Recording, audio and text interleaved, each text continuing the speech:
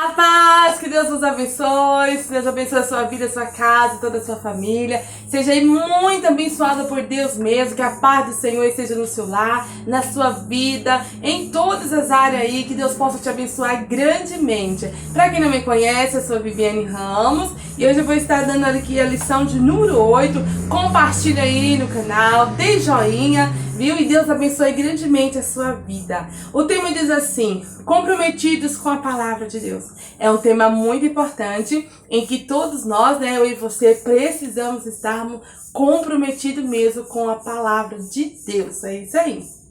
O texto diz assim: bem-aventurados que ouvem a palavra de Deus e guarda. Bem-aventurado aqueles que ouvem a palavra de Deus e guarda. Mas guarda onde? Guarda no coração. Aqueles que ouvem a palavra de Deus e guarda no coração. Aqueles que leem a palavra de Deus e guardam no coração são bem-aventurados, ou seja, são mais do que felizes. Isso está em Lucas, no capítulo 11, versículo 28. E a verdade prática diz assim: a autoridade divina da Bíblia deriva da sua origem em Deus. Isso por si só encerra a suprema autoridade das Escrituras como plana e total garantia da tua infalibilidade. Então está aí, né? É assim mesmo, né? A autoridade divina da Bíblia deriva da sua origem em Deus. Deus é o dono de tudo e de todas as coisas, principalmente da Bíblia, começando por Gênesis, né? Se não fosse Deus, não existia a Bíblia. É isso aí. Continuando aqui. Então nós somos apegados à palavra e buscamos a orientação do Espírito Santo para nos ajudar nas interpretações das Escrituras. E é verdade, se nós não pedirmos, ou seja, se o Espírito Santo não nos ajudar a entender, a compreender o versículo, o capítulo, a gente não entende, não compreende. Então temos o nosso professor fiel, o Espírito Santo, né? Deus, que nos ajuda, nos capacita aí, nos ensina, né? Faz-nos entender, revela a palavra no nosso coração. É isso aí. Então, continuando, vamos estudar a relação dos pentecostais clássicos e a leitura da Bíblia. A maneira como nós observamos as regras gramaticais e os contextos históricos e literários para compreender melhor o texto sagrado. Então, está muito, muito importante essa lição. 3 coisas, né? Vamos estudar aqui como observamos as regras gramaticais, tem regra, e os contextos históricos, tem muito contexto histórico na Bíblia, e também os literários para compreender melhor, né, o texto sagrado. Então continua aí, dá um desliga, vai até o final que eu vou passar as perguntas e as respostas também. O tópico 1, autoridade da Bíblia. Nós herdamos dos reformadores do século XVI, o conhecida Sola Escritura, somente as Escrituras. Um dos 5 pilares de reformas pentecostais. Então, protestantes, um dos 5 pilares da reforma protestantes. Então, nós herdamos aí e vamos então aprender aqui quais são eles. 1, Sola Escritura. Cada um dos 5 representa a chave de cada doutrina central dos reformadores, como Lutero, Zwingli, entre outros. Então, o brado de Sola Escritura significa que a Bíblia é a única regra de fé e prática para a vida cristã, e é por meio dela que podemos conhecer a Deus e entender a sua vontade, segundo Timóteo 3, 14 e 17. Então, os católicos romanos têm a Bíblia e a tradição. As testemunhas de Jeová têm a tradição e do Novo Mundo. E mais revista e as sentinelas, os mormons, têm a Bíblia, mais o livro dos mormons e suas publicações como fontes de autoridades espirituais. Então está aí citada, cada um com a Bíblia, né? Tudo aí na sua regra. Agora os nossos fundamentos. Aí, os pentecostais, assembleianos, né? Tantos outros aí, pentecostais, que adoram a Deus em espírito e verdade. Os pentecostais ainda são vistos por alguns não pentecostais e sensacionistas como um movimento que baseia sua crença prática nas emoções e ensina a crença no cânon aberto. São interpretações equivocadas a nosso respeito. Nós cremos que a revelação canônica se encerrou com um apóstolo do Novo Testamento. 1 Coríntios 15:8. A nossa fonte de autoridade é unicamente a Bíblia, conforme a declaração da fé das Assembleias de Deus. A Bíblia é a nossa única regra de fé e prática. Não necessitamos de uma nova revelação extraordinária ou pretensamente canônica, segundo os Pedro, capítulo 19, versículo 21. Então está aí, nós assembleianos, precisamos somente da Bíblia, ou seja, a nossa fonte é a Bíblia Sagrada, né? Não precisamos de nenhuma outra fonte. Então estamos aí assegurados, né? Quem diz aí essa ideia está equivocado, né? Porque nós, assembleianos, né, não estamos assim, como diz, né? São interpretações equivocadas a nosso respeito. Nós cremos que a revelação canônica se encerrou com os apóstolos do Novo Testamento. Então é isso aí, nós cremos isso e tem referência bíblica, né? Está aqui em 1 Coríntios, capítulo 15 e versículo 8. É isso aí. Agora o 3. Não somos deístas. Nós não somos deístas. Preste atenção. Deísta é a doutrina que afirma a existência de Deus. Deísta é a doutrina que afirma a existência de Deus, mas que Ele está muito longe de nós e não se envolve com os assuntos humanos. Então está aí bem claro, né? Puxei aí nessa frase para você entender bem melhor que nós somos deístas, não somos, nós assembleianos não somos deístas. E o que é deísta? Deísta é a doutrina que afirma a existência de Deus, mas que Ele está muito longe de nós e não se envolve com os assuntos humanos. Então, se existe alguém aí que pensa que Deus está longe de nós, e também está longe dos assuntos humanos aí, né? Então, essa pessoa é deísta. Se você não sabia, fica sabendo. Os assembleianos não é deísta, porque os assembleianos nós cremos que Deus está conosco, como Ele diz na palavra, estou contigo, né? E também nós cremos que o Senhor está bem perto, sim, cada detalhe, cuidando de nós, ser humano. E ai de nós, se não fosse Deus aí cuidando de nós, tão perto de nós. Então, é isso aí. E é como um relojeiro que acorda a um relógio e esquece-se dele. Nós somos teístas, então nós assembleianos não somos deísta.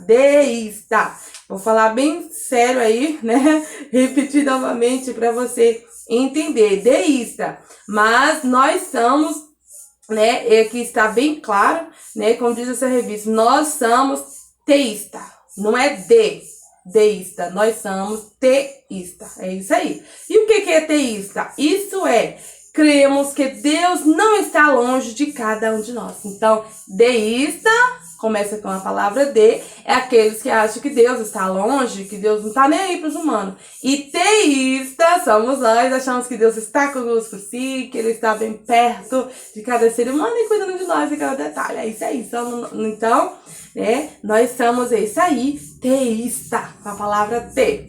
Glória a Deus e aleluia. E aí, continuando, né? Ele que é Deus, né? Está interessado no ser humano, tá? Em Hebreus, no capítulo 11 e o versículo 6, a confirmação aí para você tirar toda a sua dúvida. Então, o fechamento do cânon sagrado não significa que Deus abandonou suas criaturas e seu povo. Nós cremos que Deus continua a se comunicar com seu povo por meio dos dons espirituais. Em Atos 2:14 foi o dia do derramamento de poder, que Deus deu dons, ali operou muito poder, muito milagre, língua como de fogo, e até hoje está aí, né? Deus usando cada um em profecia, em revelação, em cura, em prodígios, em tantos mistérios, né? São aí muitos dons que Deus usa cada um como Ele quer, na hora que Ele quer. Então Deus está presente, cuidando de nós, nos falando, exortando, corrigindo, nos amando, nos perdoando, nos livrando, nos protegendo e nos abençoando. E ai de nós, se não fosse Deus em todo o tempo do nosso lado. É isso aí. Aí então, entretanto, essa revelação não se reveste de autoridade canônica para a igreja. Deus se comunica conosco pela leitura da sua palavra, pelos dons espirituais, sonho, visão e até pelas coisas simples do dia a dia. Atos 2:17 e 18, foi o que eu falei em cada detalhe. Também pelos dons espirituais aí, Deus comunica, fala, né, em profecia. E também, Deus fala também em sonhos. sabe? Em sonho, Deus dá sonho, fala muitas das vezes como despertamento, como aviso. E também Deus dá aí visões, né? Visões, Deus também fala com visões. Então Deus tem várias formas de falar, de revelar com o seu povo, porque Ele é conosco, Ele fala assim, comunica assim. Glória a Deus, aleluia, Jesus. E aí agora o 2, o zelo pela doutrina. Essa parte é muito importante, presta muita atenção. O zelo pela doutrina. O zelo pela doutrina tem ligações com a apologética cristã. Então, se você não sabia, fica sabendo, a apologética cristã tem aí essa ligação, né? Esse estudo sobre a doutrina. Aí, começando, desde muito cedo na história, a igreja percebeu que a Bíblia precisa ser interpretada pelo que os crentes conheçam, para que os crentes conheçam melhor o pensamento bíblico e a doutrina da igreja. Então, tá bem claro aí, desde muito cedo, né? A Bíblia, ela precisava de ser interpretada, né? O Espírito Santo de Deus interpreta, revela, tudo certinho, mas precisava aí, para quê? Para melhor conhecer, melhor entender aí o significado, né? O que queria dizer, o sentido da palavra. É isso aí. Então, diz assim, a Bíblia precisa ser interpretada para que os crentes conheçam melhor o pensamento bíblico e a doutrina da igreja. Então, são credos e as confissões de fé são documentos produzidos pela igreja com esse propósito. Isso está bem claro aí. Agora, ensino ou instrução. Ensino ou instrução? Você acha que é a mesma coisa? Vamos aprender. A palavra doutrina vem do latim doctrina, que literalmente significa ensino ou instrução. Mas o termo apresenta vários níveis de significado de acordo com seu contexto. Então, quando o contexto sagrado expressa e perseverava na doutrina dos apóstolos, em Atos 2, né, e 42, isso significa que os discípulos permaneciam seguindo o ensino dos apóstolos. Então, nesse caso, a palavra doutrina significa ensino e instrução. Deuteronômio 32, 2. Então, estamos nos referindo aos ensinos bíblicos. Então, está aí, né, essas duas palavras, ensino e instrução, estamos nos referindo aos ensinos bíblicos. Está bem claro aí, como já li. Agora, o 2, o contexto da fé. A palavra doutrina se aplica como um corpo básico e coerente do ensino cristão, como os credos. Trata-se de um ensino sistemático sobre os dados da revelação.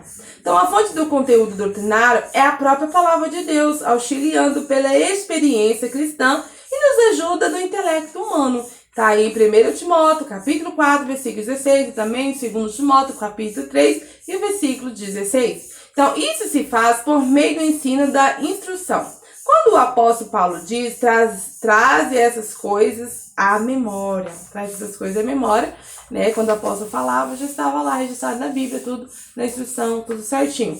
Então, ele está se referindo à sã doutrina, contrapondo os falatórios profanos. Os credos, as confissões de fé, são dois tipos distintos de documentos eclesiásticos, mas com o mesmo propósito. Então, interpretar as escrituras para sintetizar o ensino da igreja. Então, os credos são genéricos e as confissões da fé são mais elaboradas e específicas. Então, está bem claro aí, né, essa diferença e essa comparação. Agora, o 3. A nossa confissão de fé e a Bíblia. A nossa confissão de fé, né, e a Bíblia. Dois tópicos muito importantes. A nossa confissão de fé não é de autoria particular, pois expressa o pensamento e a vida da igreja.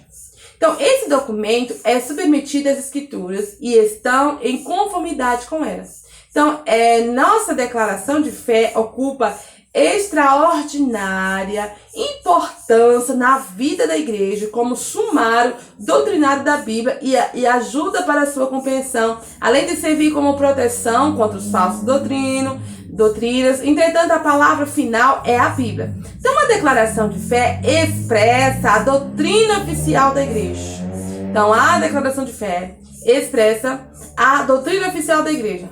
E há no Novo Testamento embriões de credos e confissões de fé, em Mateus 16:16, Filipenses 2:8-11 e 1 Timóteo 6:13, que foram desenvolvidos ao longo da história da igreja. Então está aí tudo registrado, né? Tudo certinho, com referência bíblica, para você não ter dúvida da nossa confissão de fé, e é a Bíblia. Agora, né, o 3 agora, cuidado quanto aos modeísmos. Cuidado quanto aos modeísmos. O que é isso, né? Vamos aprender os modeísmos. O nosso cuidado com a doutrina deve ir além do combate aos modeísmos, ao servir para defender a nossa fé e das seitas e heresias. Refutar os erros que se opõem nos ensinos bíblicos e persuadir os contradizentes para que eles se convertam ao Evangelho. Então devemos fazer o melhor para Deus. Então está aí, né? Cuidado quanto aos modeísmos. Esses modeísmos são aqueles, né? São seitas e heresias. Está bem claro aí, como eu já li. Então, cuidado com a seita, cuidado com a heresia, cuidado com o modeísmo. Agora o modismo, né? Tô com um aí do 3. Essa palavra traz ideia que está na moda. O modismo já está na moda. Está na moda, é isso aí. Moda. Isso se aplica também no campo teológico. São os ventos de doutrina que vêm e se vão. Efésios 4:4. Que tem um caráter efêmero, passageiro, que para nada aproveita. Em outras palavras, são inúteis e inaproveitáveis. Quem não se lembra de dente de ouro, quem não se lembra do dente de ouro, né? Do dom de unção, cai, do sopro santo, do Gênesis 12, a febre dos anjos e de outras aberrações doutrinárias. Onde estão os seus promotores de expoentes? Não há como combater esses abusos e essas práticas exóticas, sem o conhecimento adequado da palavra de Deus. Então é por isso que a gente tem que ler, estudar a escola dominical, aprender mesmo, pra gente combater aí contra os erros, né? E ficar com a palavra do Senhor, aquele que é certo, aquele que é perfeito, aquele que é agradável a Deus. É isso aí, nós estamos aqui para agradar a Deus. O 2, procurando apresentar-te e aprovado. Procura apresentar-te a Deus. Não é ao homem, é a Deus. Procura apresentar-te a Deus aprovado. Porque quando Deus te aprova, não tem homem, não tem ninguém que reprova. Deus aprovou no céu, está aprovado e amém. Então a preocupação tem que ser com Deus. É isso aí. Então procura te apresentar, né? Procura apresentar-te a Deus aprovado. Aleluia, glória a Deus, glória a Jesus. Jó foi aprovado por Deus, foi fiel. Então é isso aí. Glória a Jesus. Então essa qualificação vem do Espírito de Deus. Apresentar-se a Deus aprovado significa estar disponível, testando e aprovado por Deus, reconhecido pela igreja. Segundo os Coríntios 10:18. Vai mais aí aos obreiros, né? Tem que ser aprovado por Deus e reconhecido pela igreja, ou seja, pelos homens também. Mas primeiro a Deus. Glória a Deus, aleluia. Desde muito cedo na história, o cristianismo que a igreja presenciou enfrentar uma avalanche de heresias e aberrações doutrinárias ensinadas pelos falsos mestres. Em 1 Timóteo 1:4, 6, 7 e também 4:7 e Tito 1:9. Então, os maus obreiros e os obreiros fraudulentos, 2, segundo os Coríntios 11:13 e Filipenses 3:2. Serão desmascarados e reprovados. Mateus 7:21 e 23. Então é por isso que tem que procurar apresentar a Deus como obreiro aprovado, para não ser aí desmascarado, para não ser reprovado, para não ser falsos mestres, para não ter aberração, para não ter heresias, né? Então é isso aí. O 3. Como obreiro de que não tem de que se envergonhar. Vou ler novamente. Tem que procurar apresentar a Deus aprovado. Tudo certinho. Agora, o 3, como obreiro que não tem de que se envergonhar. O termo obreiro trata-se de grego, quanto em português vem da obra. Trabalho tem significado amplo no Novo Testamento. Então, no sentido literal, refere-se ao trabalhador do campo, Mateus 20:1. Então, no sentido metafórico, e todos os que se dedicam à obra de Deus. Mateus 9, 37 e 8. Então, de maneira geral, aos apóstolos e demais oficiais da igreja. Está em Lucas 10, 7 e 1 Timóteo 5, 18. Então, a nossa declaração de fé afirma: o termo obreiro é genérico e usamos praticamente para todos os cargos e funções da igreja. Então, está aí bem claro, se você não sabia, fica sabendo. Esse termo obreiro, essa palavra obreiro aí, né, é genérico e usamos praticamente para todos os cargos e funções na igreja. Então, procura aí o obreiro de Deus, fazer a obra de Deus certinho, apresentar-te a Deus aprovado e depois como obreiro de que não tem de que se envergonhar. Glória a Deus, aleluia. O 4, que maneja bem a palavra da verdade. É muito bom obreiro assim com essas 3 qualidades aí. Que maneja bem a palavra da verdade. O verbo grego para manejar bem é ortotomélio, literalmente cortar reto, cuja ideia é cortar em linha reta. Então a ideia é manter o curso correto. É uma palavra rara, aparece uma só vez no Novo Testamento e 2 vezes na Septuaginta, Provérbio 3, 6 e 11, 5. Então o emprego paulino dessa palavra é metafórico e muitas interpretações já foram apresentadas ao longo do século. Então, a preocupação de Paulo é o ensino correto da palavra de Deus com base a uma exegese sólida, aplicação para a edificação espiritual da igreja. Então, isso significa também não fazer uso da palavra no púlpito para atacar alguns desabafos entre os irmãos por meio de indiretas. Então, o púlpito não é lugar de desabafo. Então, está aqui muito importante esse ensinamento e também essa advertência, essa correção. Diz aqui que tem que manejar bem a palavra da verdade. Manejar, ver aquilo que é certo, aquilo que está, né, na Bíblia, tudo certinho, reto. É isso aí que quer dizer, né? Manter o curso correto, a palavra reta, a vida reta. Manejar bem a palavra de Deus. Mas também fala que não pode subir lá no púlpito e atacar os irmãos, falar palavras ali que vai indiretas, né? Sabe, palavras indiretas que é para atacar, para machucar, para a palavra ferir a pessoa, ou seja, um ataque, né? Uma coisa ruim. Então não pode. Então, se você que está ouvindo essa aula tem esse costume, aprende agora, né? Que isso não pode ser usado no púlpito, não. Aqui diz que púlpito não é lugar de desabafo, né? Então é muito bom a gente aprender isso também, né? Glória a Deus e aleluia, Jesus. E aqui chegamos à conclusão, então. Nós temos compromissos com a palavra de Deus e cremos que ela é a única revelação de Deus escrita para a humanidade. Então, diante disso, fica claro que nenhuma outra literatura exerce autoridade sobre as nossas vidas, né? Então, está bem claro, bem explicado, né? Que nenhuma outra literatura, nenhum outro livro, né, aí exerce autoridade sobre a nossa vida. É Jesus e a Bíblia. É isso aí, glória a Deus e aleluia, Jesus. Agora passar as perguntas. Primeira pergunta: o que significa o brado de reforma de Salo Escritura para nós? O que significa o brado de reforma de sola Escritura para nós? O brado da sola Escritura significa que a Bíblia é a única regra de fé e prática para a vida cristã.